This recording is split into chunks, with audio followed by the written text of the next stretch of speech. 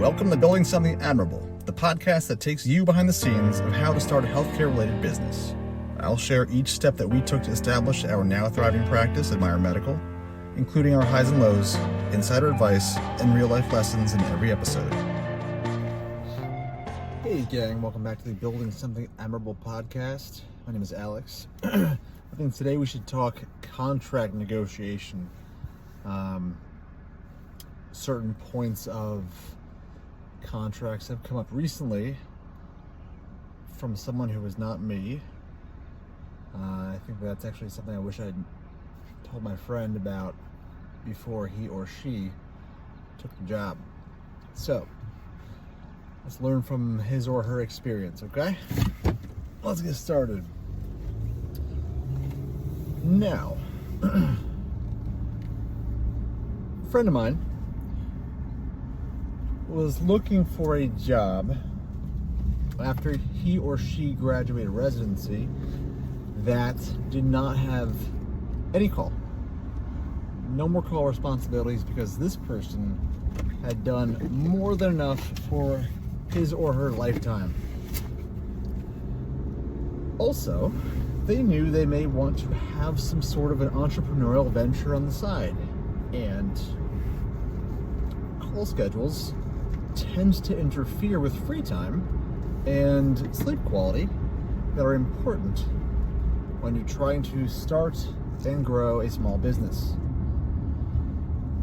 Now, for the sake of not highlighting any large corporations or employers, this is why I don't want to tell you the individual at the center of the story, nor the employer that may have caused the situation.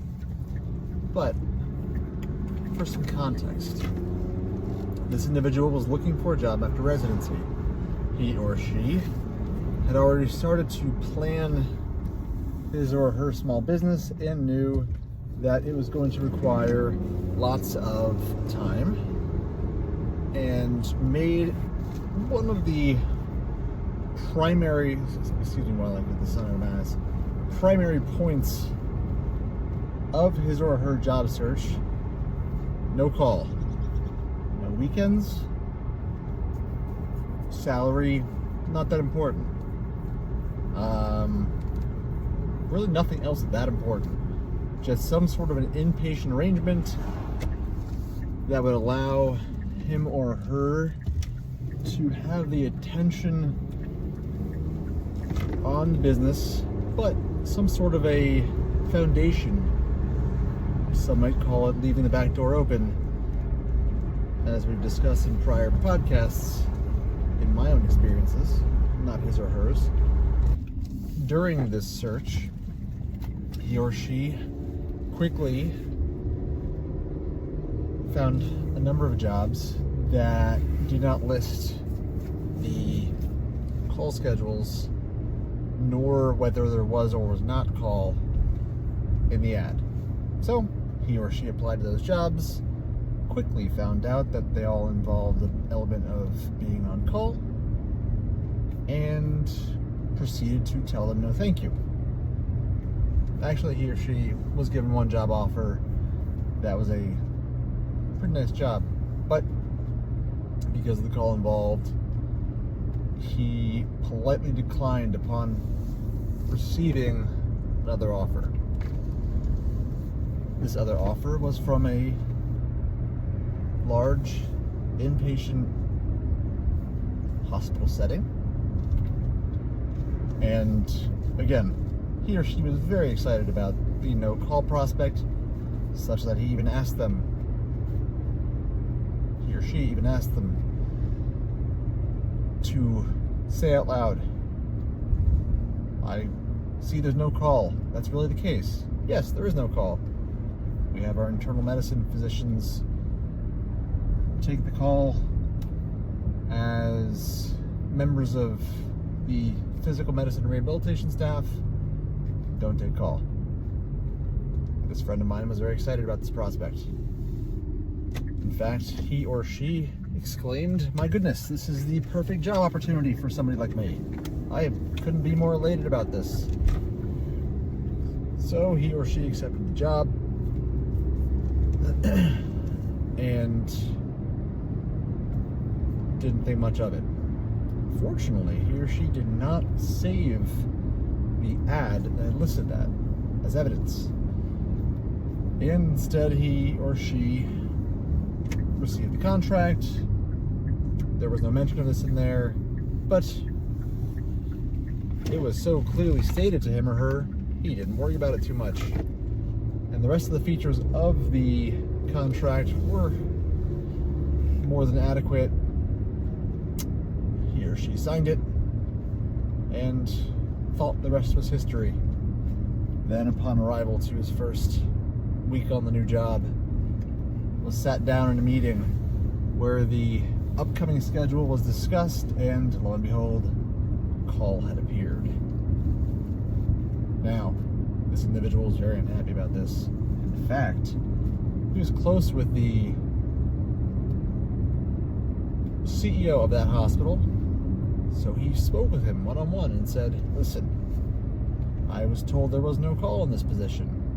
I distinctly chose this location and job because of the no call option. It was necessary for my goals. My memory of his memory at this time is a little bit fuzzy in terms of the exact words that transpired, but basically from this individual is made seem that I don't think we talked about that. My friend was very sure of this. He was very sure that there was no call in the job because that was the primary point of his job search. That was a main criteria. He or she chose the job because there was no call. Then, upon discussing with the rest of the team, it again came up. Nah, we wouldn't have promised that. My friend is very sure of this. He was even gaslit to say, what did you think would happen? He thought that we would just take all the call? And he or she said, yeah, I kind of did. That was kind of what was pretty clear to me. And he or she has persisted in this role because otherwise, it is a good job. They enjoy it very much. It affords them an opportunity to work closely with patients. He or she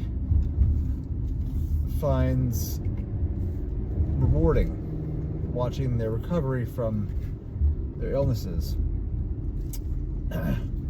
Yet the call problem persists because I got word from this friend today that there are anytime somebody needs to take time off, of course everyone else has to cover their call. Well, when my friend is making his clinic schedule ahead of time, he factors in the call schedule because there is more work on the day of being on call. Therefore, abrupt changes in the call schedule really throw a wrench in the gears of his or her days in that clinic. And it is quite a source of distress in his or her day, especially when he or she has been working quite long hours recently to try and maintain both businesses and make everybody happy. All right, the moral of that story is, if something is important to you and something is in discussion and something has been promised, it doesn't matter how much you trust the people. Get the damn thing in writing. Light hitting the eyes just with a perfect effect. You want to get in writing. It's really frustrating to effectively be gaslit, from what my friend tells me, and told that the really important factors of his or her job making are just excuse me. It's really frustrating when someone is gaslit, in general, of course, and, abuse and stuff in relationships. That's not what we're talking about here. but professionally, because a lot of serious decisions may have been made around these promises, and when they are not kept, it is a big deal. He or she harbors no ill will, and in fact, after the fact, it was explained to him, well, we didn't make that promise, but also the call schedule had to change because someone at the corporate level decided that the physiatry staff at this hospital, which is nameless, should be more involved in patient care and something, which to me reflects that whomever this person's job is, the pretentious corporate level staff does not quite understand what is really important here, in terms of recruitment. Call schedules are frustrating, and if you want decent physicians, not overselling his or her skills, this is not the point of the conversation, but if you want to recruit effectively, it's pretty easy to stand out if you get rid of your call and just contract that out. Now, going back to the story, this friend of mine, he or she actually tried to solve the call problem. They devised a system of hiring a few physicians and pooling some of the recruitment resources to pay this new group of physicians to take call. This would relieve many of the hospitals in an area of call burden, thus improving recruitment. Where did this idea go? A whole load of nowhere. There were some conversations about this. It made some progress. And he or she got tired of pushing the boulder uphill with it going nowhere without support, and it's a really quick way to lose the faith of your staff. So, for people that are job hunting, or your first job out of residency, or in general, get every single thing that's important to you in writing. That's rule number one. For people in management, if you make a promise, at the very least, you should live up to it. Actually, it's not really the least, that's kind of the most. If you are unable to live up to the promise, acknowledge it. That will avoid a whole lot of ill will. Don't try and convince somebody that something that was promised to them didn't actually get said. And on top of that, once you lose the trust of your staff, it takes a lot to get it back. So make the effort to get it back, or else you're not going to have somebody gung-ho behind you. You're going to have a mercenary who may not stand by you, given a choice, forced to have a choice here between supporting this group of people that may not have lived up to their promises and another group of people, perhaps his or her employees, in this other business. If there's a conflict and only one can be satisfied, where do you think that's going? Where do you think that person's allegiances lie? It's kind of the way it is. The one kind of analogous situation here, not perfectly, but in terms of the trust and everything, which I mentioned in a different episode, was the recommendation from Alex Hormozy when it comes to paying your bills and paying your staff.